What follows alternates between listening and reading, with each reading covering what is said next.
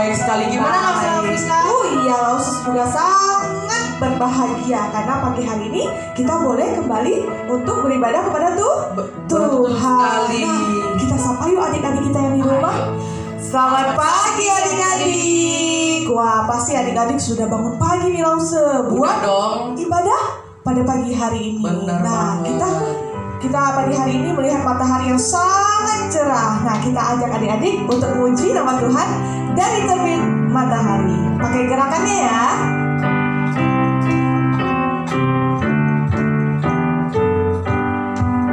Dari terbit matahari, dari terbit matahari sampai pada masuknya. Biarlah nama Tuhan dipuji. Dari terbit matahari sampai pada masuknya. Biarlah nama Tuhan dipuji. Katakan puji Tuhan. Puji Tuhan. Puji Tuhan. Dari terbit matahari sampai pada masuknya. Biarlah nama Tuhan dipuji. Satu kali lagi kita akan pujian ini. Dari terbit matahari sampai pada masuknya. Biarlah nama Tuhan dipuji. Dari terbit matahari sampai pada masuknya. Biarlah nama Tuhan dipuji. Puji Tuhan. Puji Tuhan. Puji Tuhan. Dari terbit matahari sampai pada masuknya. Biarlah nama Tuhan dipuji. Biarlah nama Tuhan dipuji. Biarlah nama Tuhan dipuji. Sekali lagi kita katakan, biarlah nama Tuhan dipuji. Biarlah nama Tuhan dipuji. Tepuk tangan dong Lausa. Nah Lausa, selanjutnya kita akan berdoa. Nah adik-adik di rumah sikap doa yang baik ya. Lipat tangan, tutup matanya. Mari kita masuk ke dalam doa. Tuhan Yesus, terima kasih pada pagi hari ini kami boleh kembali mengikuti ibadah sekolah minggu. Kami mengucap syukur atas kebaikan Tuhan hari lepas hari yang boleh Engkau sertai setiap kami. Diberikan kesehatan, diberikan sukacita dalam menjalani hari-hari. Tuhan, kami berdoa kiranya Tuhan memberkati ibadah ini boleh berjalan dengan baik dari awal, pertengahan hingga akhirnya. Terima kasih Tuhan, kami berdoa dan mengucap syukur. Amin. Amin. Nah sekarang Lausa, untuk selanjutnya mari kita nyanyikan pujian Tuhan Allah di tengah kita. Oh iya, ada gerakannya Lausa? Ada dong. Iya, kita sama-sama menyanyikan pujian ini dengan gerakannya. Ikuti Lausa ya. Semangat ya nyanyinya di rumah.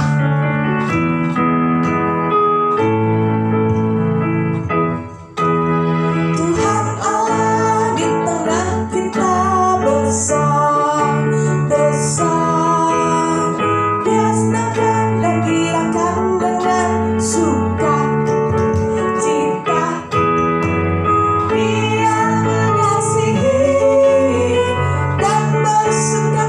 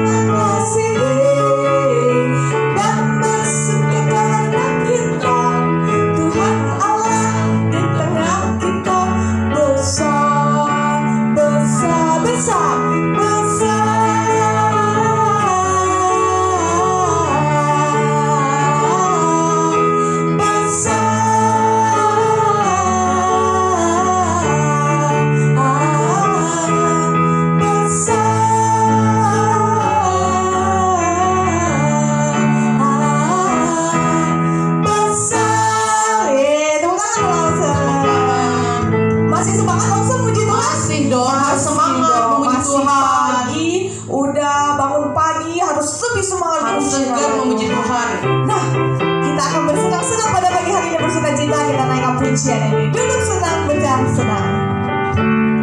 Duduk senang, berjalan senang, di mana-mana hatiku senang. Sebab Yesus tolong saya, hatiku selalu senang. Satu kali lagi. Duduk senang, berjalan senang, di mana-mana hatiku senang. Sebab Yesus tolong saya, hatiku selalu senang. Di sini senang, di sini senang, di sana senang, di mana-mana hatiku senang.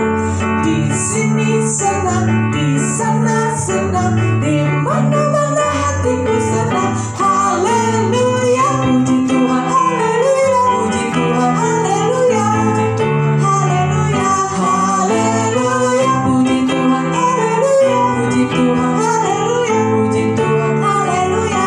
Di sini senang, di sini senang, di sana senang, di mana-mana hatiku senang.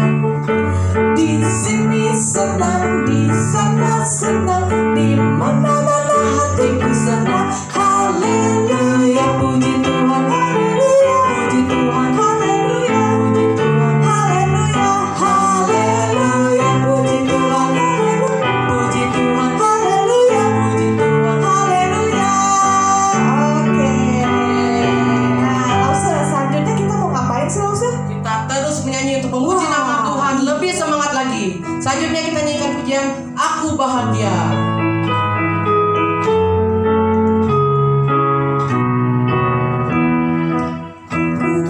Bahagia, bahagia, bahagia, bahagia.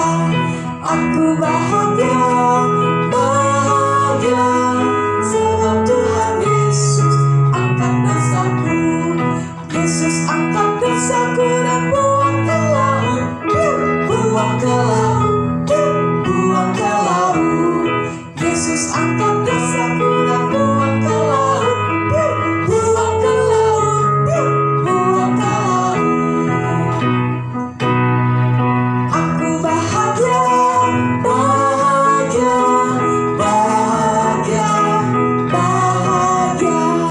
Aku bahagia, bahagia. Sebab Tuhan Yesus angkat bebanku. Yesus angkat bebanku dan buang ke laut. Buang ke laut, buang ke laut. Yesus angkat bebanku dan buang ke laut. Buang ke laut, buang ke laut. Saya bukan pasukan berjalan, pasukan berkuda, pasukan menembak. Saya tidak menembaki musuh, tapi saya laskar Kristus. Saya laskar Kristus, siap gerakkan. Saya laskar Kristus, siap gerakkan. Saya bukan pasukan berjalan, pasukan berkuda, pasukan menembak. Saya tidak menembaki musuh, tapi saya laskar Kristus. Satu kali lagi. Saya bukan pasukan berjalan, pasukan berkuda, pasukan menembak. Saya tidak menembaki musuh, tapi saya laskar Kristus. Saya laskar Kristus. Saya laskar Kristus, siap gerakkan. Saya laskar Kristus, siap gerakkan. Saya bukan pasukan berjalan, pasukan berkuda, pasukan menembak. Saya tidak menembaki musuh, tapi saya laskar Kristus. Tapi saya laskar Kristus. Oke, saatnya kita akan mendengarkan firman Tuhan yang akan disampaikan oleh Semu Purwanti.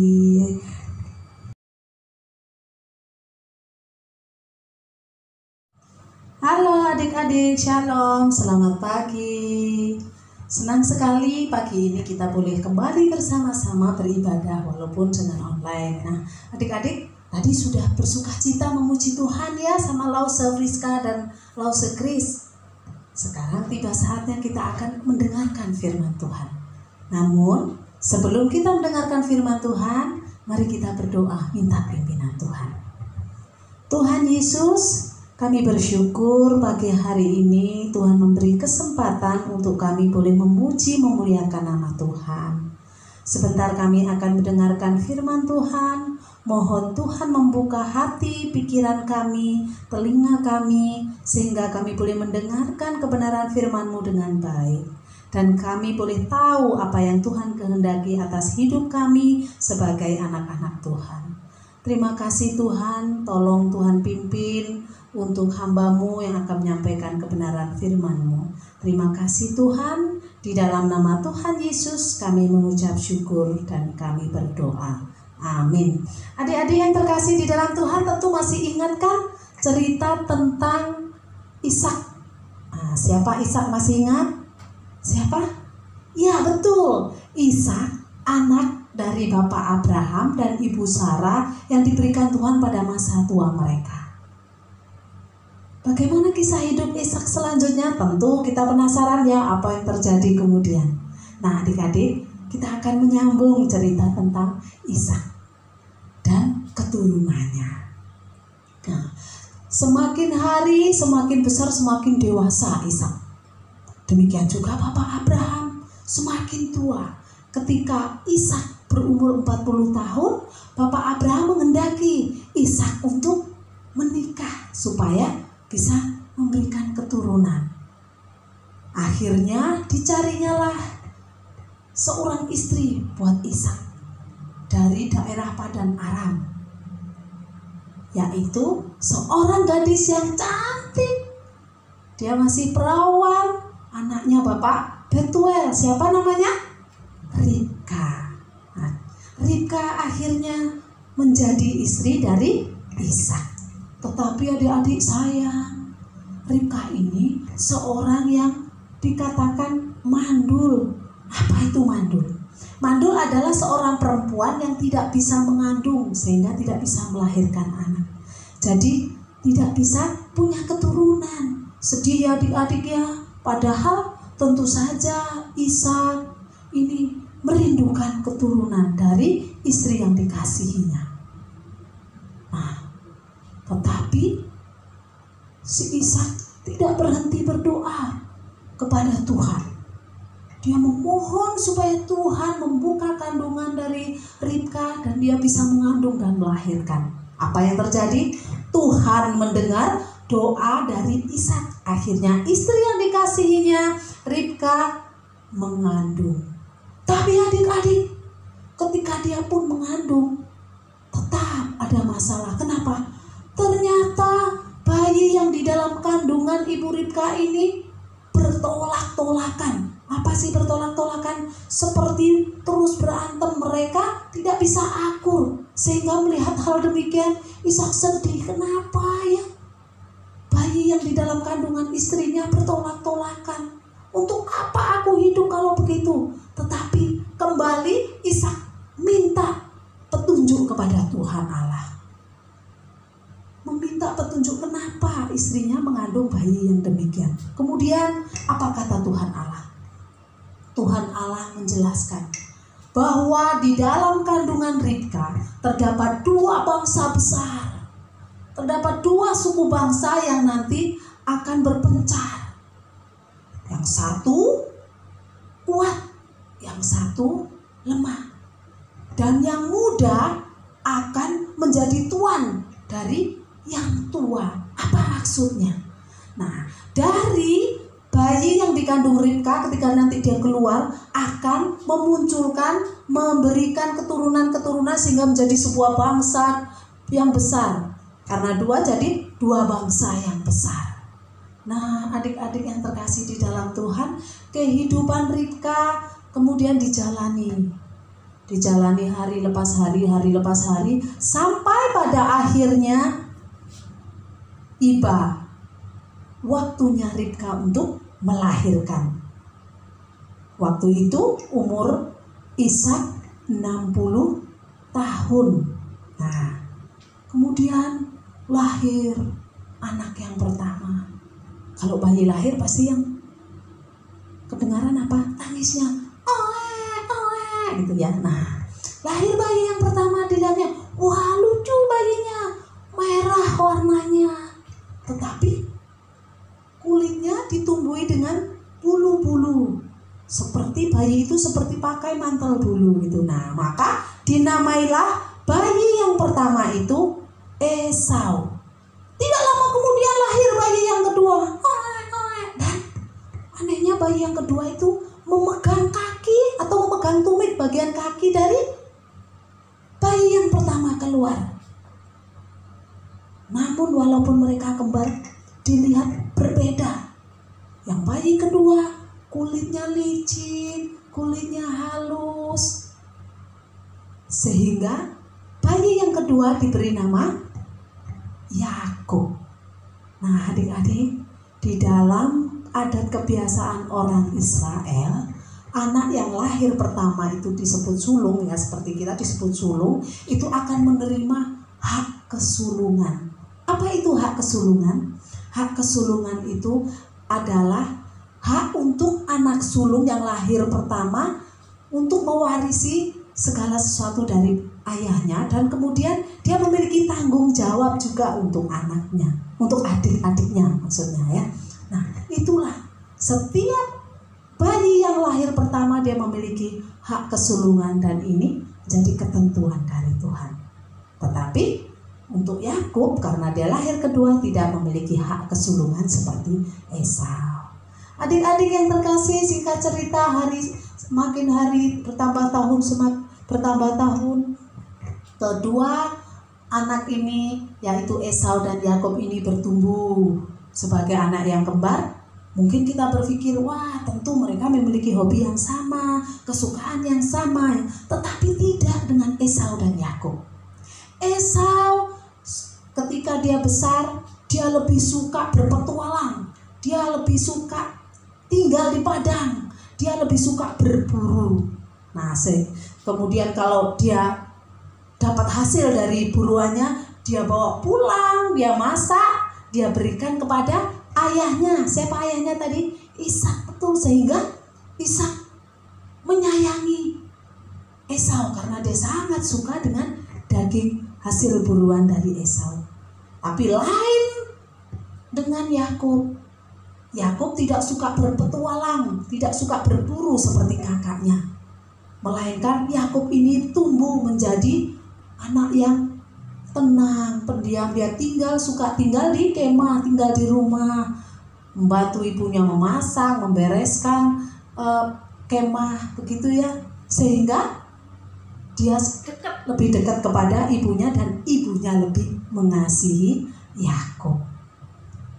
Nah, adik-adik yang dikasihi Tuhan, suatu hari ketika Esau ini berburu dan dia pulang dari berburu, perutnya lapar, perutnya keroncongan gitu ya.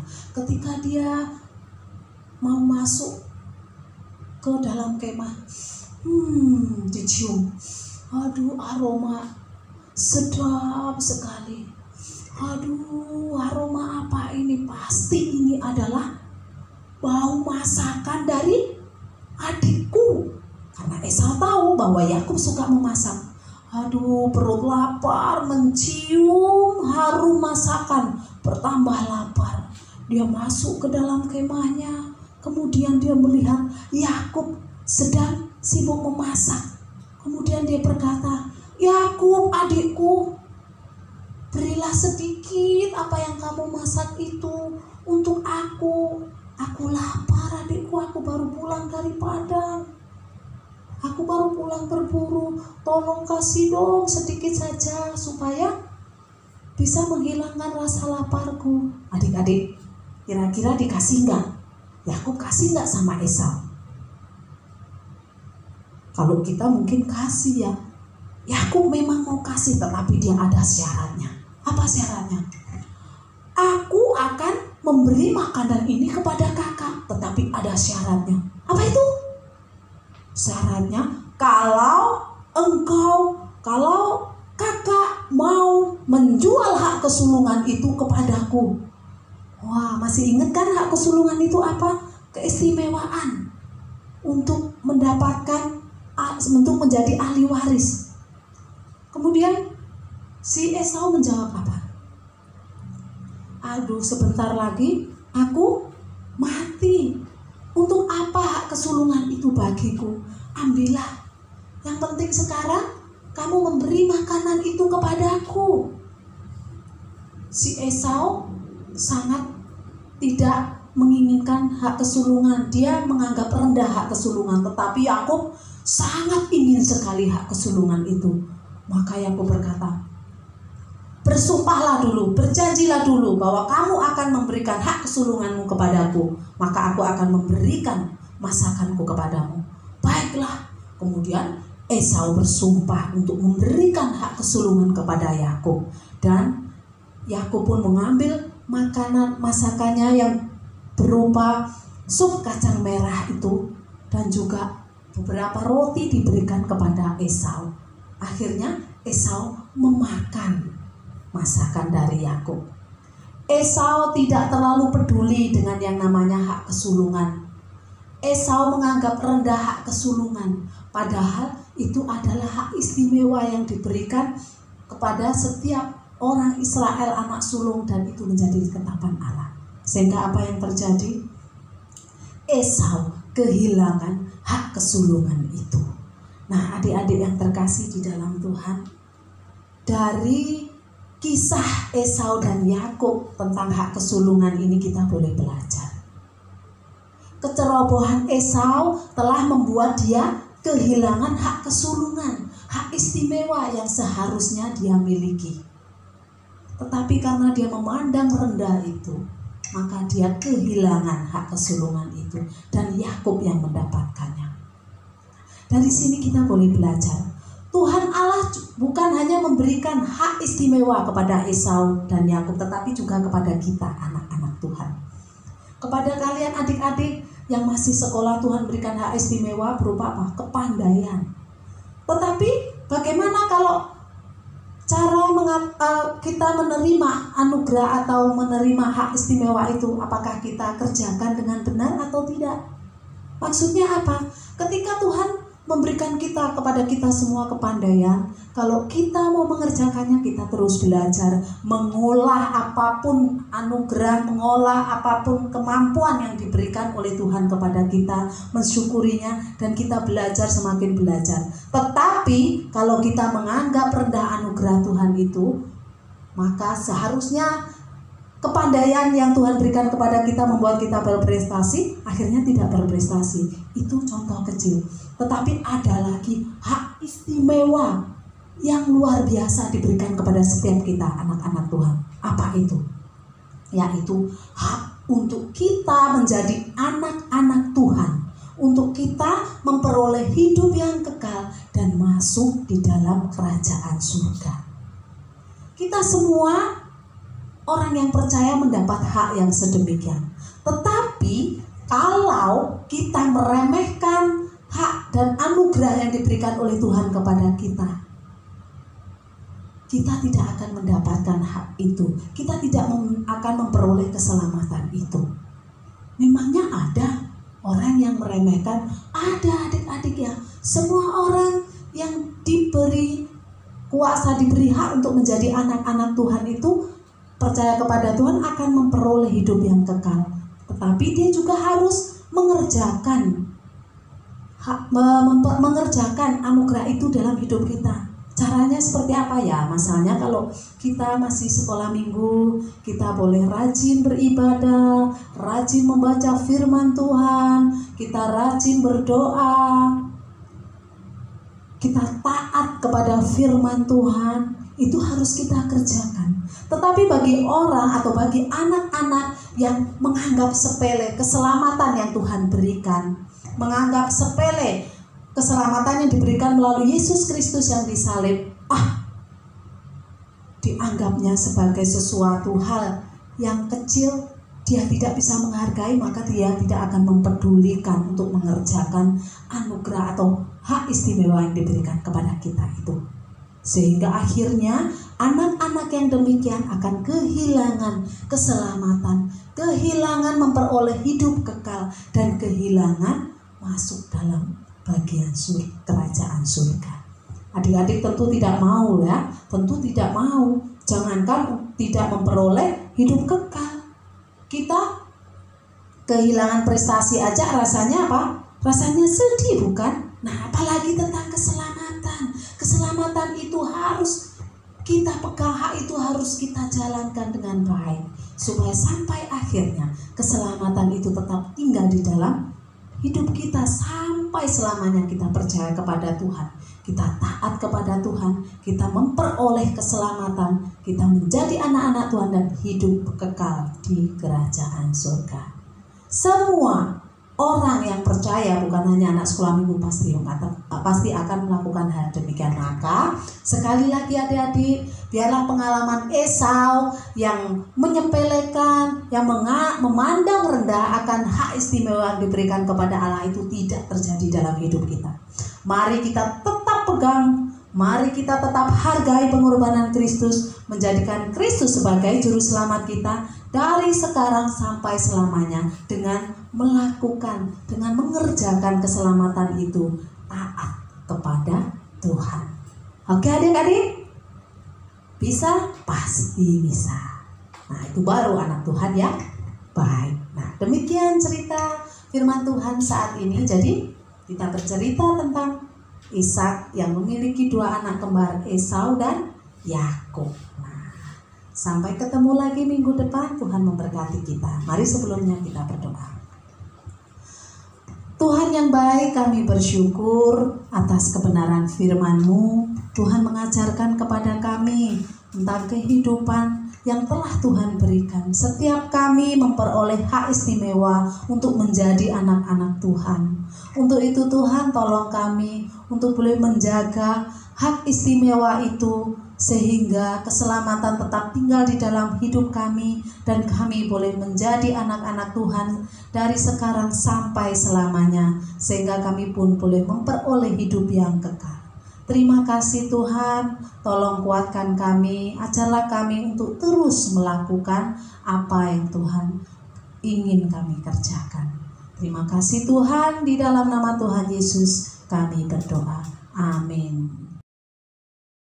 Nah, demikian firman Tuhan yang telah disampaikan oleh Semu Purbani. Iya. Gimana anak-anak, adik-adik semua, didengerin kan di rumah dengan baik? Dong, Lause. Nah, gitu dong. Nah, sekarang kita gimana akan masalah?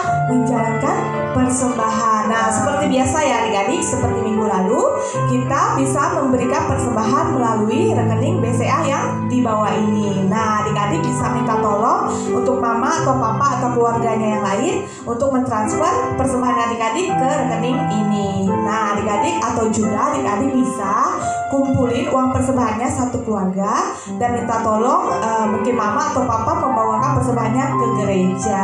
Nah, bisa nggak usah? Bisa dong. Bisa. Nah, pada saat ini kita akan menaikkan pujian sambil menaikkan persembahan dengan pujian Aku bawa, aku beri. ya.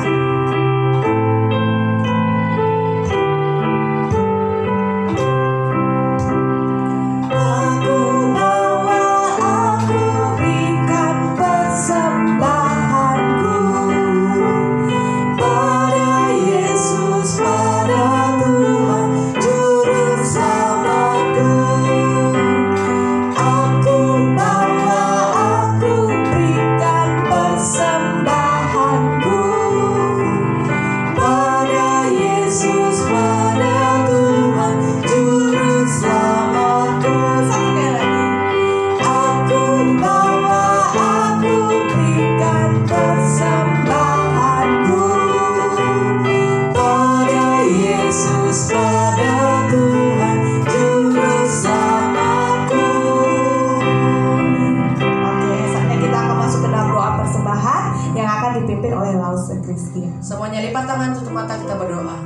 Tuhan, terima kasih dimanapun kami berada, kami boleh tetap bersama-sama, bersatu hati untuk memuji dan memuliakan nama Tuhan. Kami juga telah mendengarkan firman Tuhan. Kiranya apa yang telah kami dengarkan boleh menjadi berkat dan pedoman bagi hidup kami. Kami juga telah memberikan sedikit persembahan. Kiranya sedikit persembahan yang telah kami berikan ini boleh dipakai untuk memperluas pekerjaan Tuhan di tempat ini. Kami serahkan sisa ibadah ini ke dalam tangan-Mu Tuhan, dalam nama Tuhan Yesus kami berdoa berserah, amin. Amin. Nah, Lausu Christian hari ini Lausu mau menyampaikan sedikit warta. Nah, untuk warta pada minggu ini seperti biasa, minggu depan ada kebaktian sekolah minggu pukul 7. Nah, adik-adik bisa lihat di channel YouTube Multimedia Tanjung Pandan. Nah, bisa adik-adik subscribe, sekalian di like juga ya, jangan lupa. Nah, sekian warta pada hari ini. Dan kita akan menutup ibadah kita pada pagi hari ini. Kita akan menaikkan pujian Selesailah Sekolah Minggu.